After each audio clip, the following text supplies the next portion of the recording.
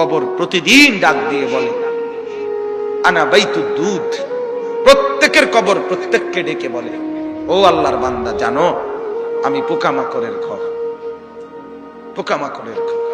তুমি তো সেই বান্দা যে একটা মশা কানের পাশ দিয়ে উড়ে গেলে তোমার ঘুম বন্ধ হয়ে যায়, চোখ মিলে যায়। একটা মশার গুনগুন আওয়াজ সহ্য করতে পারো না।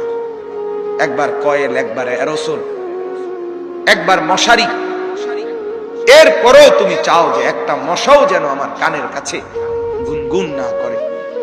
তো 5 ঘন্টার ঘুমের জন্য, 6 ঘন্টার ঘুমের জন্য বান্দা এই যত্ন নিলা, অনন্তকাল কিংবা বছরের পর বছর কবরের যে ঘুম দিবা, পড়ে থাকবা সেই ঘরে, পোকা মাকড়ের ঘর, সেই ঘরে তুমি ঘুমাইবা কেমনে, থাকবা কেমনে? আমার বাপ, আমি থাকবো কিভাবে?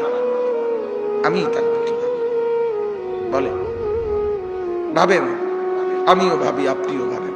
ওসিকুম ওয়া ইয়া, আপনাকেও বলছি, আমাকেও বলছি।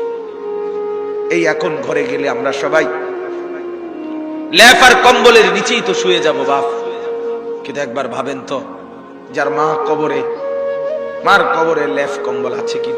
যার বাপ কবরে আছে এই মুহূর্তে, বাপ আপনি ভাবেন তো। আমার এক পরিচিত মানুষ একতলা বাড়ি করছে ঢাকা, 4.5 কোটি টাকা খরচ করে, শুধু একতলার মধ্যে খরচ করছে। কিছুদিন আগে ইন্তেকাল করছে। ছেলেরা, তার গ্রামে জানাজা হবে পরের দিন দুপুরে। সন্তানরা ওই শেষ রাতটা হাসপাতাল থেকে লাশটা বাড়িতে আনে নাই, ওই 4.5 কোটি টাকার বিল্ডিং এ রাখে নাই, হাসপাতালেই রেখে দিছে।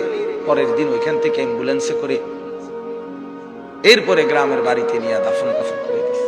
কি সাজাইলেন, কার জন্য সাজাইলেন,